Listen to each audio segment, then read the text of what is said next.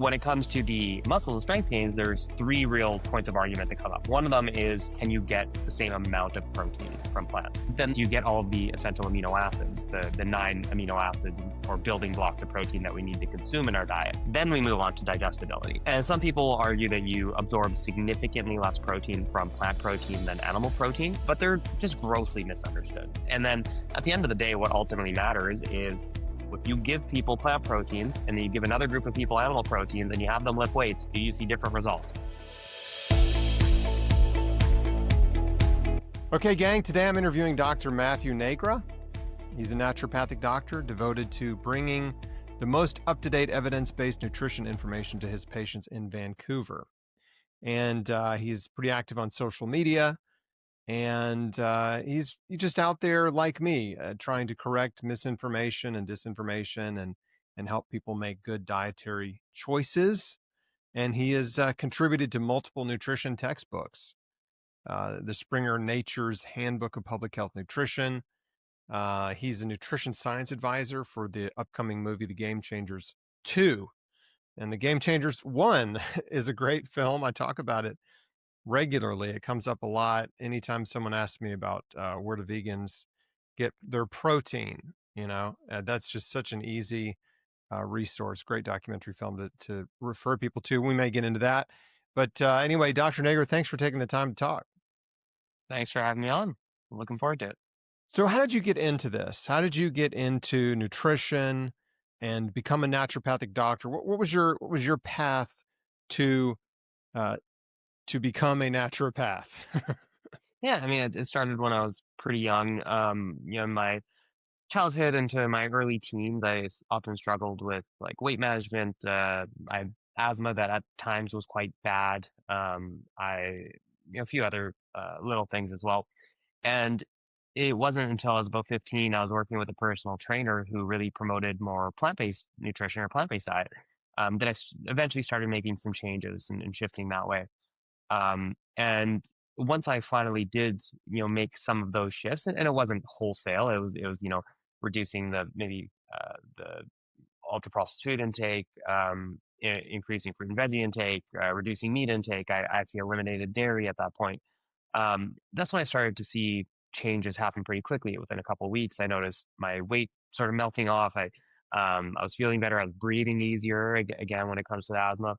And that's when I first started considering that, nutrition actually might play more of a role in a lot of things, or might be more important than I thought as a 14, 15-year-old kid at the time. And well, it's surprising that you had a personal trainer that was into plant-based nutrition. yeah, That's pretty yeah. rare. I mean, most personal I think trainers, they're, gym yeah.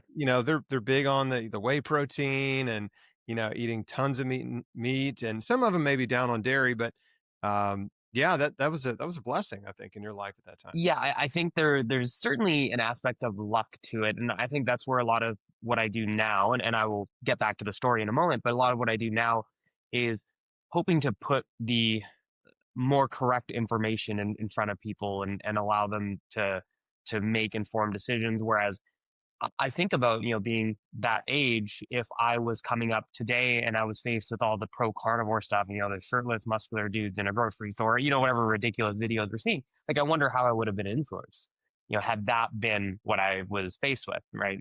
So For sure. I Me think that's too. a big part of it. Right. So there is an aspect of luck there for sure. In who I ended up being surrounded with. And, from there, my dad had the cardiovascular scare, I think the next year, that obviously could be nutrition related in a lot of ways. And he started seeing a lot of improvements in his biomarkers after he started making similar dietary changes. And, so I had the sort of short term how I felt kind of aspect, and then I had more of a look at the longer term side of things. And when I was going into school, I had been interested in healthcare for a while, but now I also have this larger interest in nutrition. And I took some nutrition courses in my undergraduate studies as well. And so that's where I really started thinking about, well, how can I utilize kind of the best of both worlds?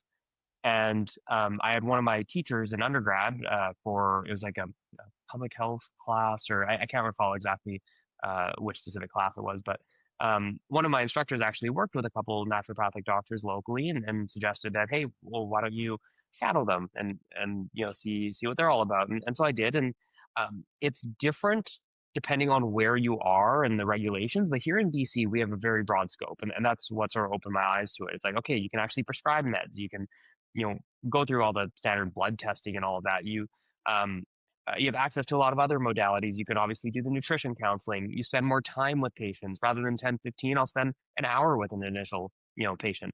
And so um, I started thinking more and more about like this might actually be a good way to utilize both sides of the coin and to have the time to do so because in a general practice, you don't really have the time to go into the nutrition counseling side of things. And and then I ended up sitting in on some classes at our local school here just outside Vancouver. And I spoke with a lot of the students and I sort of saw, what they were learning. And it was an anatomy class in particular I remember sitting in on that actually ended up being really fun.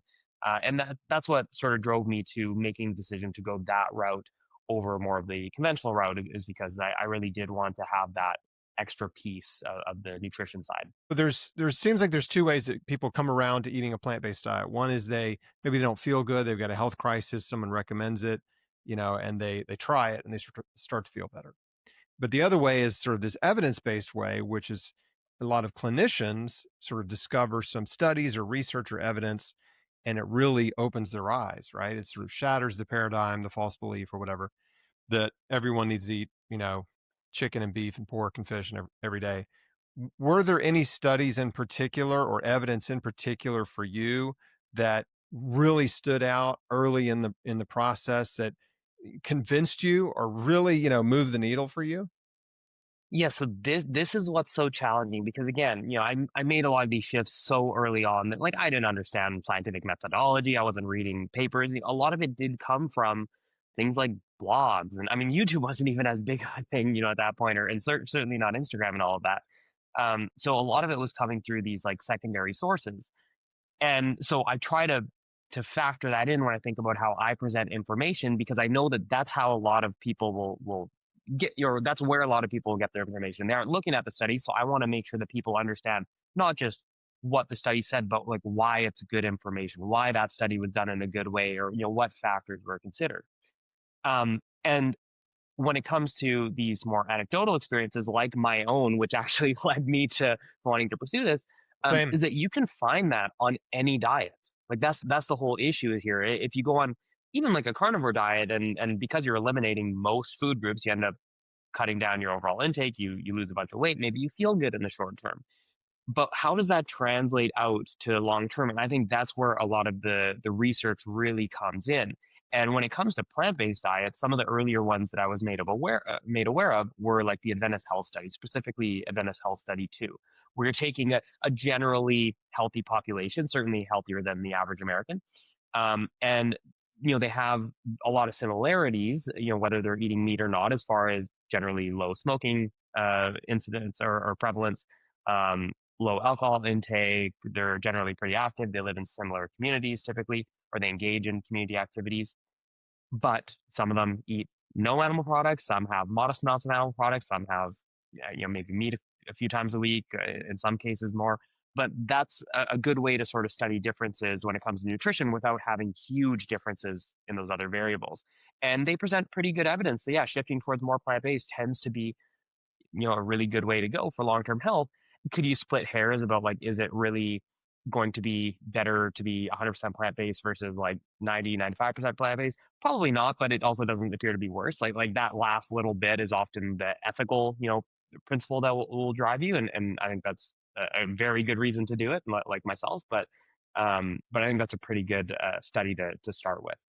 Yeah, it's a great study. I've actually interviewed Dr. Gary Fraser, and he's Oh, nice. yeah, a really interesting guy, and we really went deep on the AHS1 and AHS2 and all the findings. And I'll link to that below this, so we don't have to get revisit it. But just for folks that don't know, this is a long-term study on Seventh Day Adventists following their diet and their dietary habits, and then their rates of disease. And generally speaking, the ones that ate the most plant-based had lower rates of cardiovascular disease and cancer, just better health. you know, it's not super complicated. It's pretty simple, and a really nice study for reference. There's not a whole lot of studies like that where they're following people for a long period of time and they're able to follow them closely and really look at how they're eating and living. And so those are great studies. What are some of the other ones that you really like? I mean, I know there's a lot of mythology, dietary mythology out there, especially with paleo and carnivore. This there's this idea that our caveman ancestors were these ultra healthy humans. If we just eat like them, then we will be ultra healthy as well. What do you see? Where are the holes in that argument? I mean, there's a number of holes. For one, average life expectancy was very poor through most of our history, and so even if we were to grant that, hey, maybe they weren't dying of cardiovascular diseases because they weren't generally living long enough to die of cardiovascular disease, other things would get them first, whether it's infections or what have you. Another hole is, and I've seen this brought up a few times, and I actually made a video responding to it, is some people will say, oh, well, the reason life expectancy is so low is because there's a high infant mortality, and that really drives it down. Well, there's actually a study that accounted for that. And basically, what they found was there's a relatively even spread of mortality from like the teenage years into the 60s, and very few living beyond that.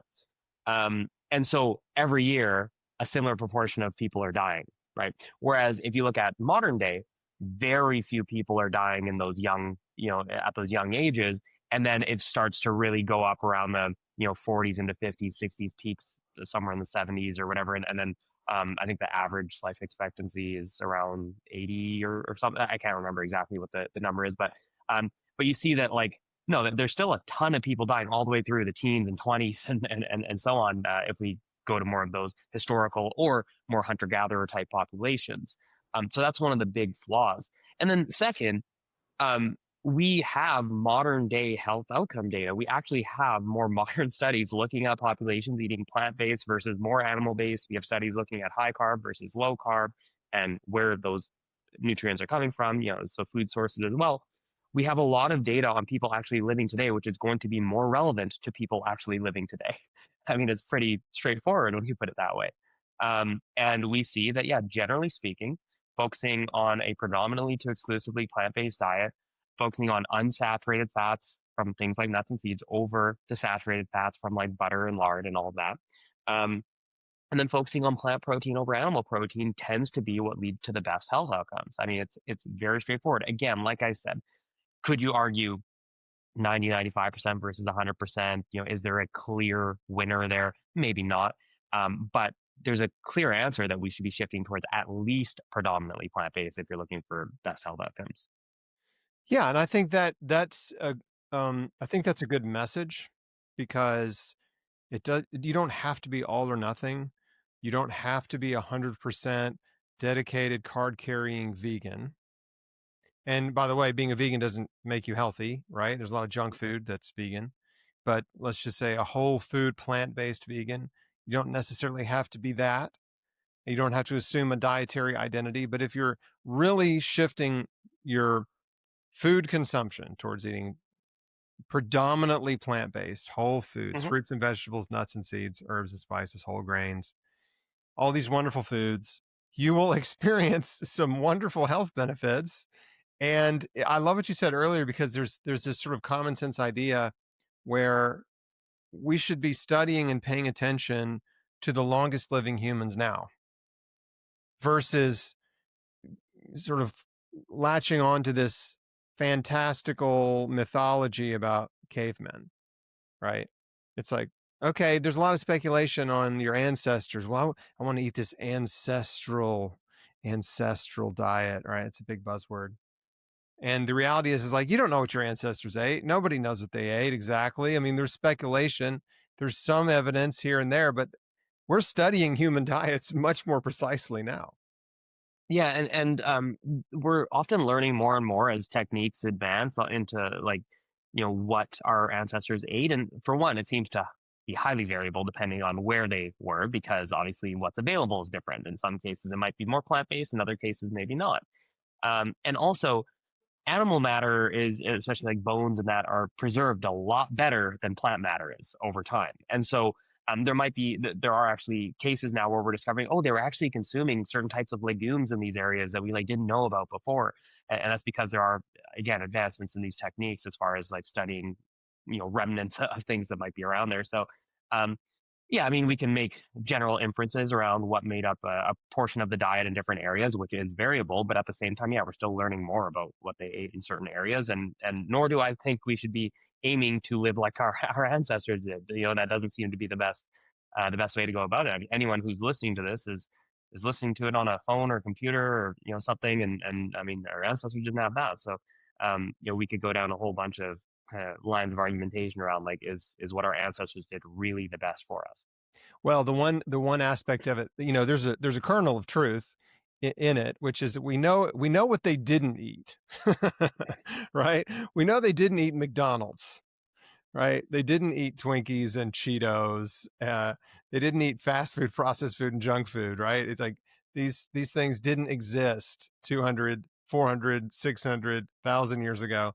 Like those kind of foods did not exist. And so, in terms of an ancestral diet being eating whole foods, I'm all for it, right? Whole foods from the earth, minimally processed. Yeah, I can get behind that. But eating a diet that's, predominantly, just all beef or whatever, is there's not much evidence that any humans ate that way that had exceptional lifespans. So, what are some of the other, you know, what are some of the other misinformation topics that you feel really passionate about, uh, sort of debating, right? It's just like, you know, there's certainly I have some, but you see that people spouting a lot of ideas, a lot of claims. What are the ones that really sort of drive you nuts that you're like, man, I've just got to keep standing up to this, keep debating this? The one that I think stands out the most, or maybe comes up the most, or maybe it's just because I talk about it a lot, and that's why it's off my radar, but is the plant versus animal protein debate. I find that one is it's sort of nonstop, and there's sort of two aspects to it, right? There's the aspect of, well, is plant protein as anabolic, or can it stand up to animal protein when it comes to gaining muscle and strength? Right, so that's one side. Then the other side is what's healthiest. And I mean, when it comes to what's healthiest, because that's just an easier one to respond to, basically across the board, almost every substitution analysis. So these are studies where they'll follow people over time, like with the Adventist studies, but then they'll model out like, okay, if we keep diet quality about the same, or if we look at people with, say, similar diet qualities, does replacing a bit of the animal protein with plant protein, yield some kind of benefit? And they generally do for total mortality, for cardiovascular mortality, for even cancer mortality, provided that we're replacing like the plant proteins with meats or eggs typically. With dairy products, it depends on which one. It might be kind of neutral in some cases, and then with fish, again, it could be more neutral. But generally speaking, that shift towards plant protein is quite beneficial. Now, um, when it comes to the gains or the muscle and strength gains, there's three real, say, points of argument that come up. One of them is, can you get the same amount of protein from plants? And yes, you absolutely can. It just comes down to replacing high protein animal foods with high protein plant foods. So if you were to switch to a plant based diet and just kind of pick, whatever is labeled as vegan, to fill up your diet, you might end up with less protein. But if you're replacing meat with tofu or tempeh or seitan or TVP, those are things that are going to be high in protein, perhaps comparable in the cases of seitan or TVP, maybe even more protein per calorie than the meat. When it comes to milk, if you replace most dairy milks with soy milk or pea-based milk, you actually can increase your protein. The only case where you wouldn't is if it was like a skim milk that you were replacing, then it's more equivalent or close to equivalent. If you're replacing eggs with tofu or even a chickpea omelet, you can have comparable or more protein, depending on the recipe. So there's a lot of ways to replace these animal proteins with plant proteins to get the same amount. But then do you get all of the essential amino acids, the 9 amino acids or building blocks of protein that we need to consume in our diet? And yes, all plants contain all of the 9 essential amino acids, full stop. The only issue is if you were to eat just one food through your whole day and just barely scratch your minimum protein requirement, you might end up falling short on an amino acid. But if you have some variety in your diet, and this doesn't mean combining things at every meal, but just throughout the day, you're fine. It's really not anything to stress about. Then we move on to digestibility. And some people argue that you absorb significantly less protein from plant protein than animal protein.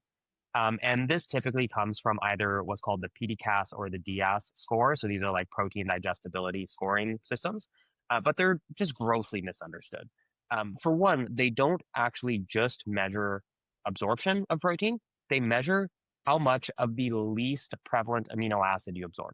Okay, so if you take beans, which are lower in the amino acid methionine, and you were to compare that to something like eggs, which have more methionine, even if you absorbed 100% of the protein from beans, you would still end up with a low score because it just doesn't have as much of that particular amino acid. And so you sort of dock points from plant protein sources, which just have more variety in their amino acid scores rather than like a straight line. I often compare this to like a report card where if you had 9 subjects representing the 9 amino acids or essential amino acids, and you got straight A's on 8 of them, but you ended up with like a C plus on one of them, and your report card would just read C plus. It wouldn't even tell you the rest, right? That's sort of how these scoring systems dock points off of plants, which again is completely irrelevant if you just have more than one protein source in your diet. And so putting all those together, these concerns just largely fall flat. When we look at actual digestibility of legumes, they tend to be around 80, some even reaching 90%, which for reference, animal proteins are usually around 90-ish% or slightly above. If you look at plant-based meats or tofu or soy milk, it's like mid to high 90s.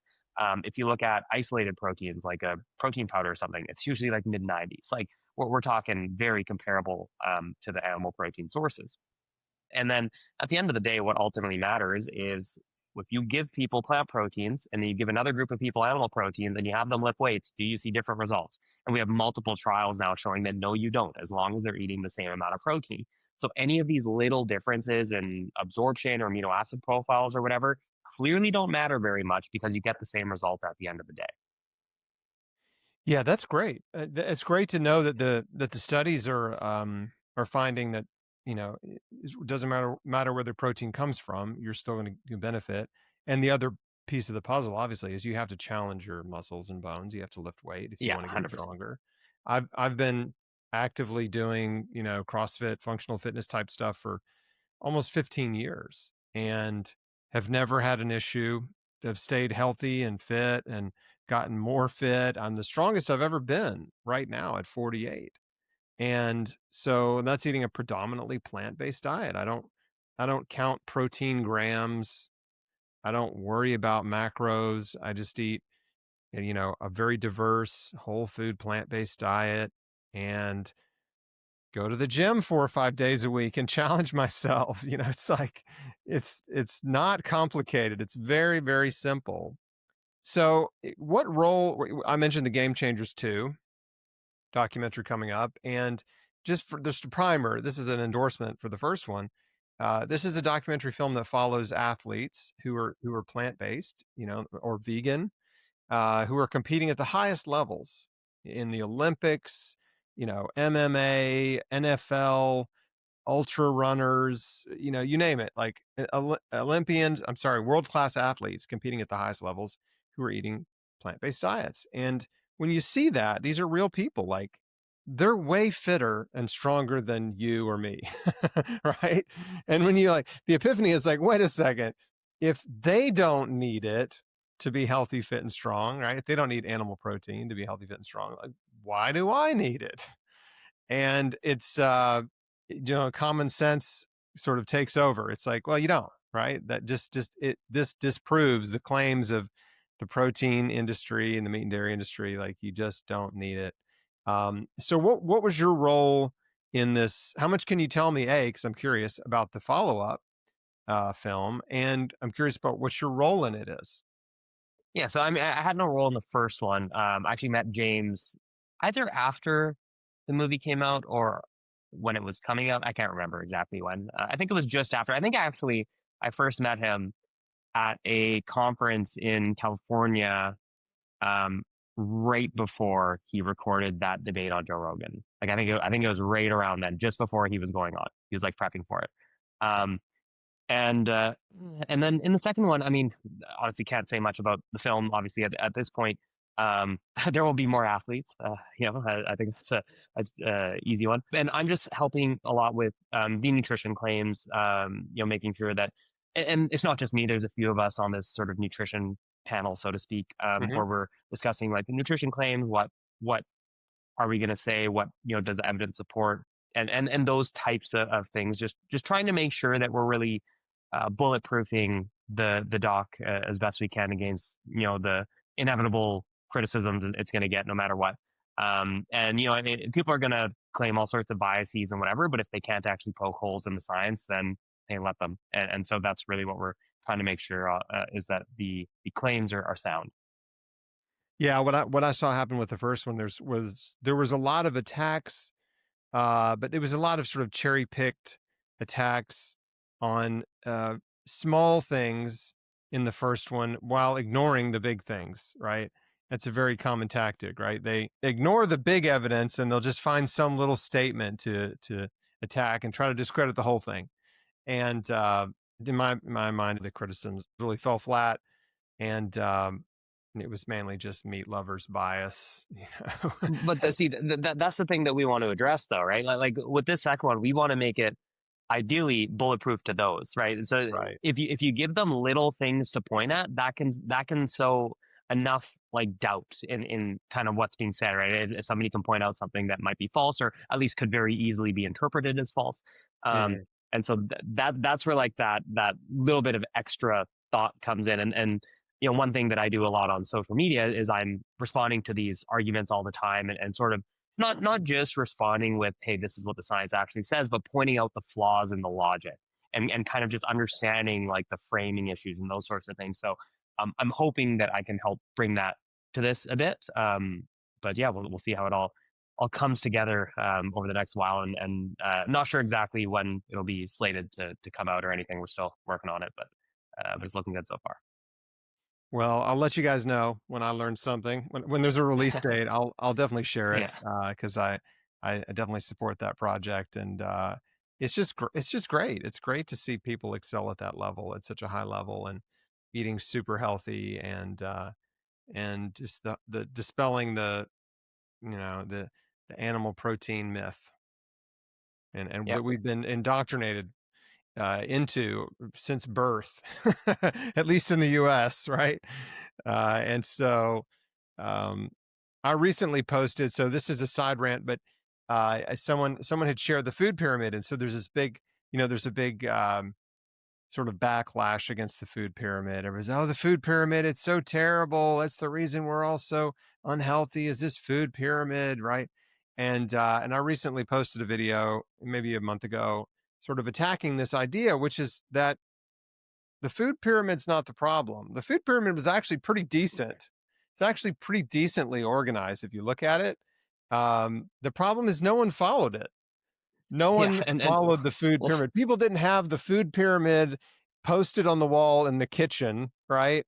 And they didn't think, oh, let's make sure this next meal is following the food pyramid, children. Like, that didn't happen. It might have no. been stuck in textbooks, and one day in a textbook you read about the food pyramid, and the next day you're on something else. I mean, so it's like no one followed it. And what we ended up doing as a culture is, in the last 50 years. I don't know when the first food pyramid was rolled out, but anyway, in 50 or 60 years ago, or maybe even longer, we just ate more processed food, more fast food, more junk food. You look at the number of fast food restaurants in 1970 versus today. I mean, it's exponentially, like, the number is. I mean, I don't even know what the number is. I should Google it before we did this interview. But it's like tens of thousands of fast food restaurants exist today that didn't exist back then, and the nature of food processing has changed so much. Even genetically modified foods now are a thing. Like, there's so much has changed. It has nothing to do with the food pyramid. What do you think about that? Yeah, yeah. So, well, there's a few issues. We can even backtrack a little bit. Um, the food pyramid, at least that original version of it that everyone criticizes, hasn't been in use by the USDA since what, like 2005? Like it was retired forever ago. And yet you have people like I've seen Eric Berg and others commenting on, oh, we want to revamp the food pyramid or we need to get rid of the food pyramid. It's like, no, it was gotten rid of 20 years ago. So I don't know why you're still talking about it. So Mm-hmm. that's one issue. And then second, not only from like what you're saying around like, people weren't following this strictly. Like we actually have research looking at adherence to dietary guidelines, and they're terrible, Right. absolutely terrible.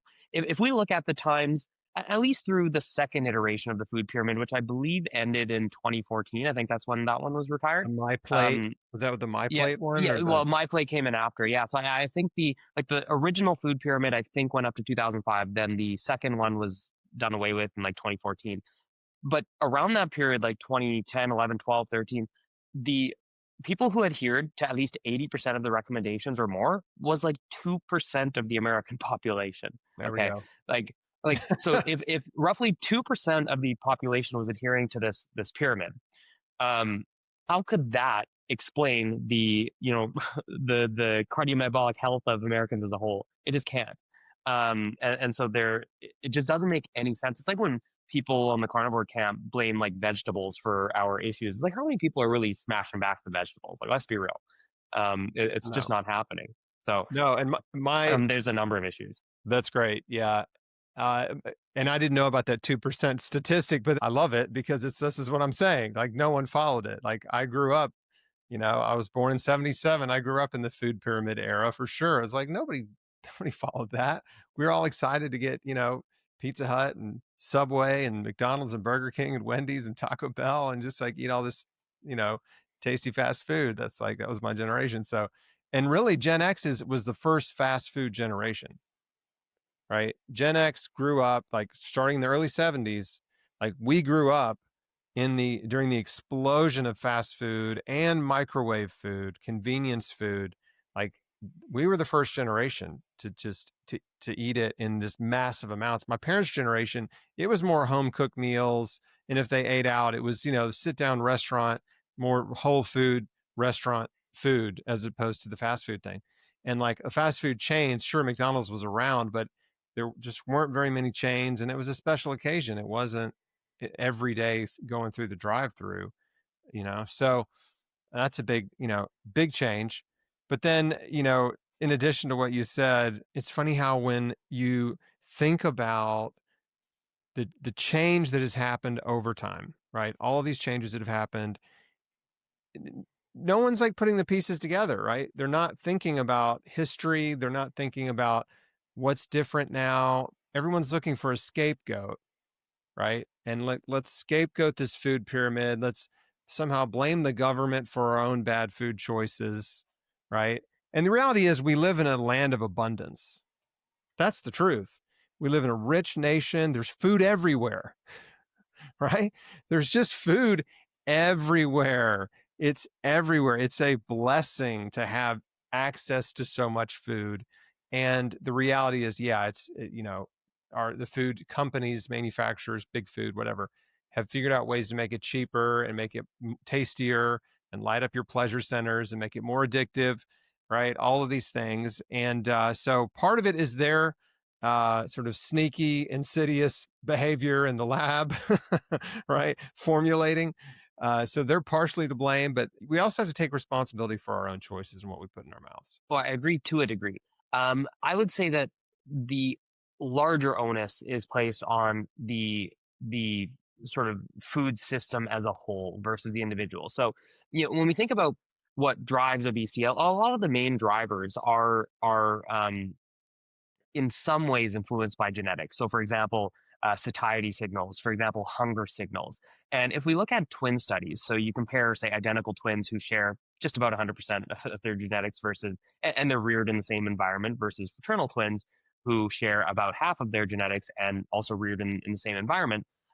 We find that genetics drive about 40 to 70% of differences in weight across populations, which is a massive proportion. And when you take people with these genetic differences, but you place them in, say, the environment of the 60s or 50s, even though they have those differences in genetics and signals, they simply can't act on them. They aren't going to be triggered as easily because there aren't, McDonald's on every corner or Starbucks on every corner. Whereas you place those people in today's environment and they're fighting a losing battle to begin with because they walk down the street. Now I can see an advertisement for a burger or something and just not think twice. I'm fortunate to be that way. But somebody else might walk by that same advertisement and it just consumes their mind for the next however long you're within a smelling distance of that place and maybe beyond that. And that is a big part of the problem. So when we look at things that have really worked to improve public health from a nutrition standpoint, one of the biggest success stories is actually the North Karelia project. Have you ever heard of this out of Finland? No. Yeah, so this is really interesting. So Finland used to have, at least among men, I don't know what the data was for the women, but for men, the highest or one of the highest coronary heart disease rates in the world. And this was back in, I don't know if it was the 70s or 80s. And they actually had the government actually got together with a bunch of scientists, and then they reached out to food manufacturers, and they had this plan to lower the saturated fat content of the food supply, to lower the sodium content of the food supply. So they were replacing a lot of the saturated fats with unsaturated fats. They were replacing a lot of the sodium chloride with like potassium or magnesium based salts, which taste similar but don't have that same effect. They also took out ads, like again, government funded ads on like harms of smoking and stuff, because that was obviously more prevalent at the time. It was this really focused and coordinated effort to actually not just educate people, because that's a part of it, right? The advertisings and the educational resources, but also to actually change the environment. And they dropped their coronary heart disease rates by over 80%, which is Whoa, insane, right? that's You will amazing. not.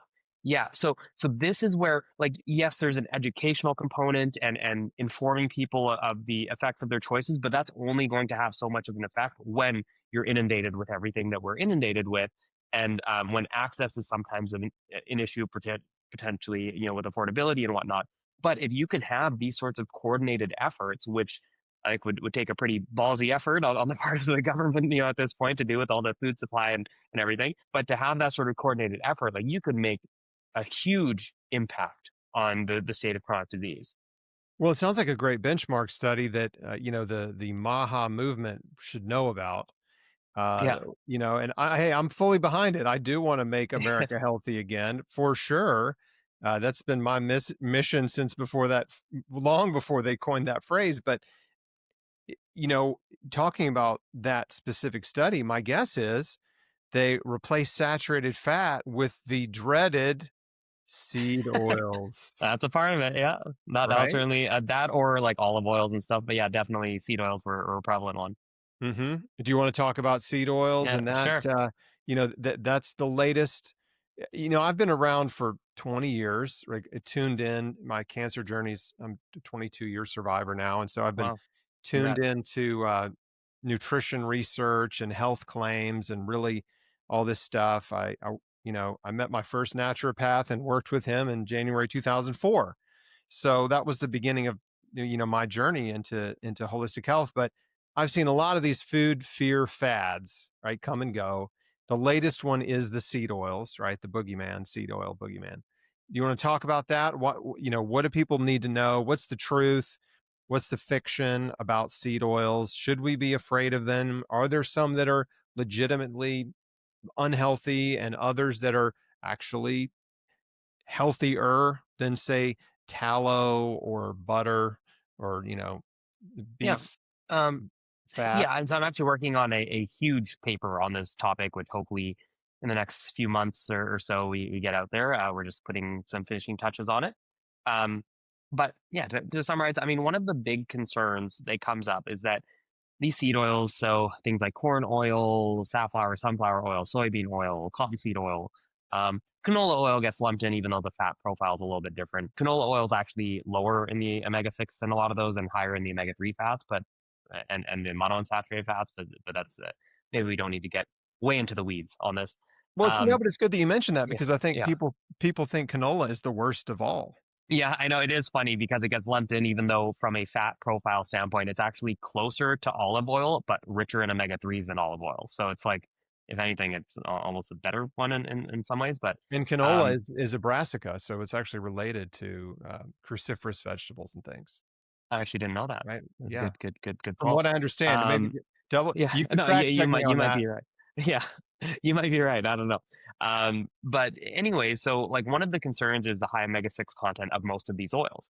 And what the theory goes is that the omega-6 linoleic acid that's in there can theoretically be converted into another omega-6 called arachidonic acid, and then that could theoretically be inflammatory. What's funny is it can also be anti-inflammatory depending on context, so it's like not automatically inflammatory. But people take that to mean that, hey, it's going to be inflammatory. So um, one of the problems is, I mean, that's great in theory, but you need to ultimately test it in people, and that's been tested to death now. We have a number of randomized controlled trials, and we find that the linoleic acid does not get converted to arachidonic acid to any meaningful degree. It does not raise arachidonic acid levels in people when they're fed large amounts of these oils. Um, we also have studies looking at inflammatory markers. Again, they don't raise markers of inflammation. There's one study where they compared, I can't remember which seed oil it was. It might have been soybean oil, but one of them to like flaxseed oil, and flaxseed oil lowered inflammation more than the other oil. So it made it kind of look like, oh, hey, it's causing inflammation, but it wasn't. It just didn't lower it as much as the other oil.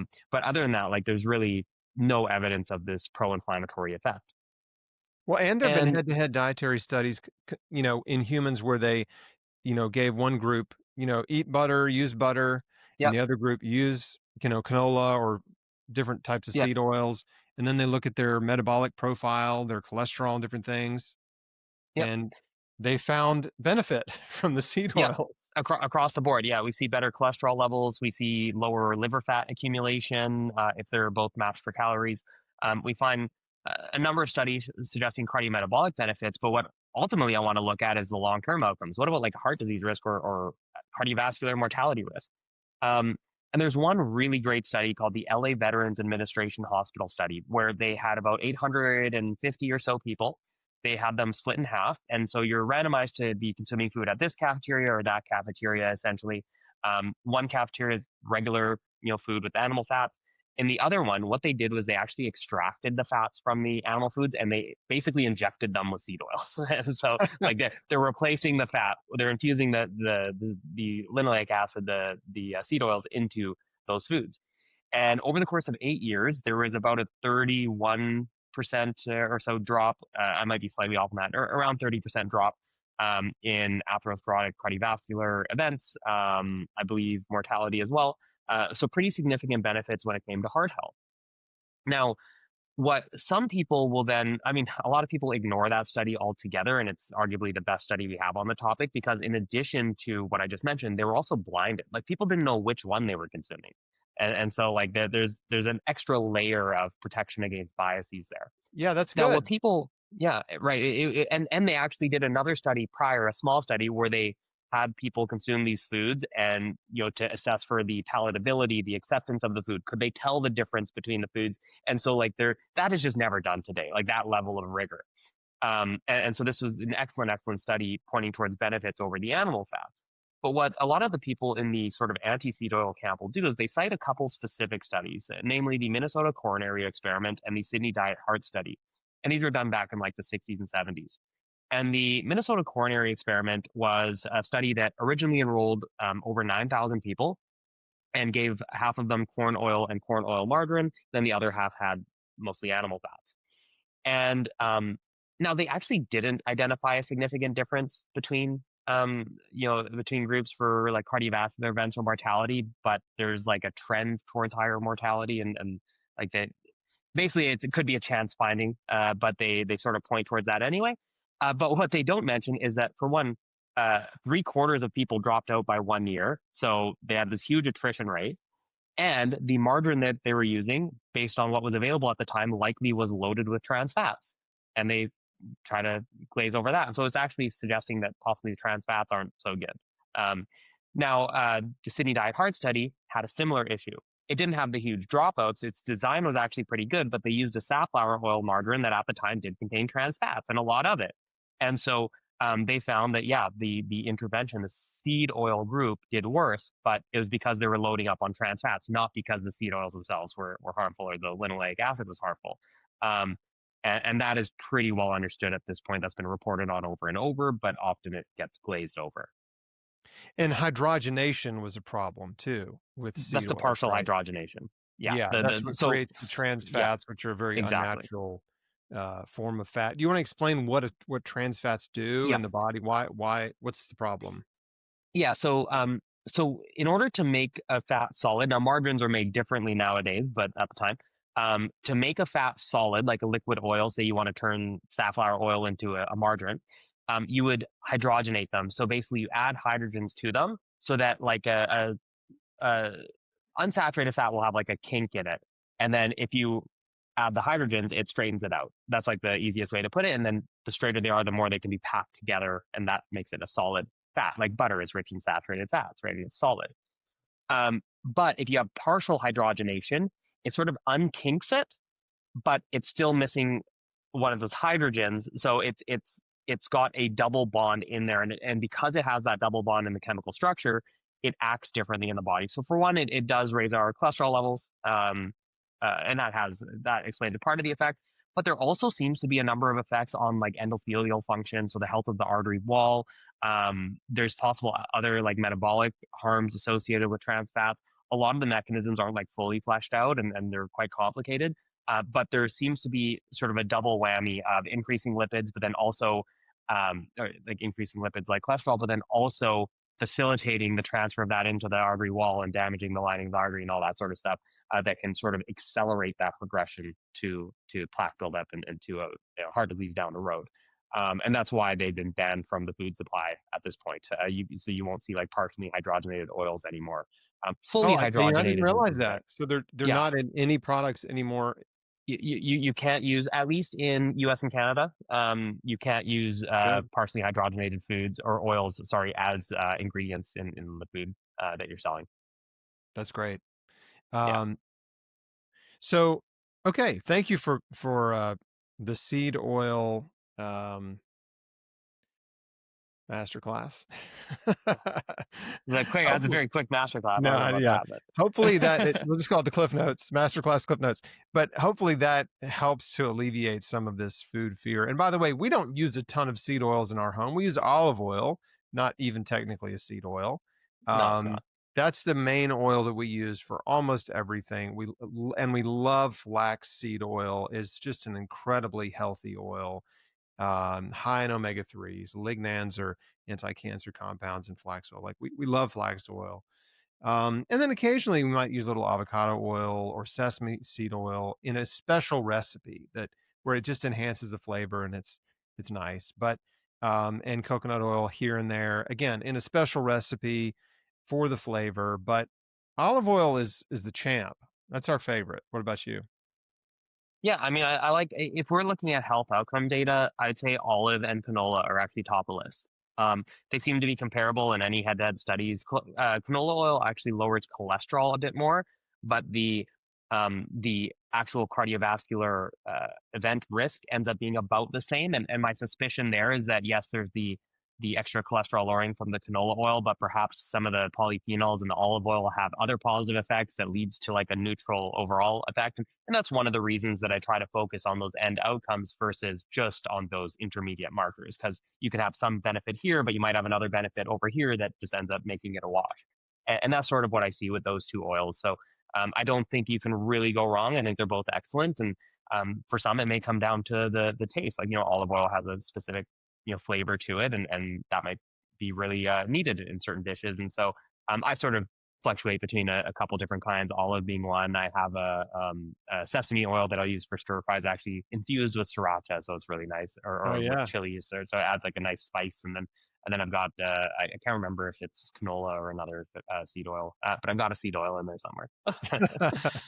Yeah, we don't have any corn or soybean or canola oil in our house. I don't know, just Yeah, whatever, just don't yeah, really haven't bought those in years. But I do think it's important that and this is going back to the Maha thing. My one disappointing issue is that they seem to be pushing, you know, tallow and Mhm. um, saturated fats, and they're sort of on this anti-Ansel Keys. Oh, Ansel Keys was wrong, and he unfairly demonized fat when sugar was the real problem, and saturated fats wonderful. So, what's your response to that? I mean, I know we've Yeah. already kind of covered a lot of this, but is there anything else that you would add to that conversation? Yeah, I mean, so for starters, with the saturated fat stuff, I mean, that's just gonna be harmful. If people were to follow that advice, it's just gonna be harmful. And Um, let me just interject and because there's even been announcements that made me cringe. Where it was like, I know. such and such fast food restaurant is now cooking their Yeah, fries yeah, in beef tallow instead of, well, I don't know, peanut oil or whatever yeah, they were using before, some seed oil. And it's like, first of yeah. all, it's definitely not any healthier, and it may actually be even worse. Yeah, exactly. That would be my takeaway as well. But getting to the Ansel Keys point, I find that's funny. It sort of sucks because they're hammering a guy who can't fight back at this point. He's long gone at this point, and they misrepresent his research over and over. For starters, they say that he cherry picked countries. He didn't. There's very clear evidence that they reached out to a number of countries, and there were only certain ones that, based on their resources, that they'd be able to participate and collect the data that they needed to and all of that. So that's absolute nonsense. They say that he didn't look at the associations between sugar and outcomes. He absolutely did. It's in there. That suggests they've never read it. And then they also tend to pick out a different image where there was like 22 countries or something and be like, look, why didn't he include all these? And there's seven countries, or they say that they left this out of their analysis or something. It was from a completely different prior analysis. It actually wasn't a part of the seven country study. That there's just that whole Ansel Keys story that they tell is just misrepresentation after misrepresentation. Um, and it's unfortunate because a lot of people will then just repeat it over and over and over again without actually looking at the original sources and what was actually said. And so his work has been so bastardized at this point that it's just really unfortunate. It is, yeah. I think he's, yeah, been unfairly demonized, and it seems to me that he was an earnest, um, thoughtful, meticulous researcher that really did care about uh, human health. And I just don't think he was had some secret agenda to enrich the sugar industry or Yeah, whatever. This conspiracy theory about him. I just don't think it's true. He was a pioneer in human health research, right? Dietary research, like he and many others. But that like we really they were at a point in human history where there's a sort of, I guess it was like an epiphany where like we have the resources now, the technology and the resources and the ability to travel. We can actually go study other countries. We can study their diets and their lifestyles. Like we should be able to learn what diets are contributing to disease, if diet is a contributor to disease, right? Like hypothesis, if diet is causing disease, we need to figure out what diets are promoting disease and what diets are promoting health. And so to me it was a noble mission. And I mean, obviously we're still doing this stuff today, but he was on the forefront of that research in a lot of ways, and did a big study. yeah. So And I'd say he did more for nutritional science than almost anybody you can name. At this point, like laying the foundations of a lot of what we know today, and that like we've expanded upon. Like that's the thing.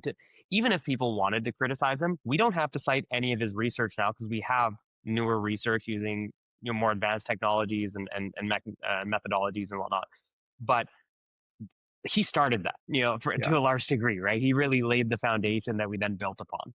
Yeah, and that's a great point. It's like, hey, you want to throw his research out?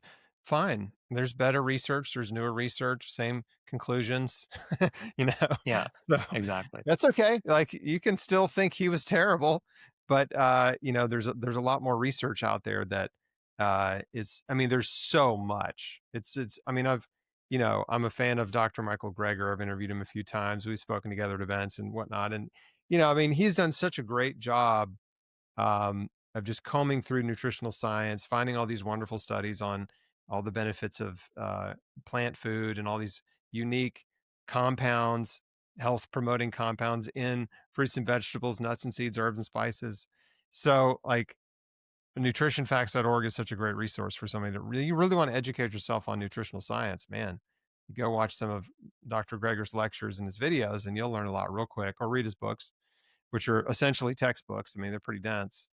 So I'd love to ask you, we got a couple minutes left, but this is sort of a fun question that I like to ask folks is like, if you could only eat the same breakfast, lunch, and dinner every day, right?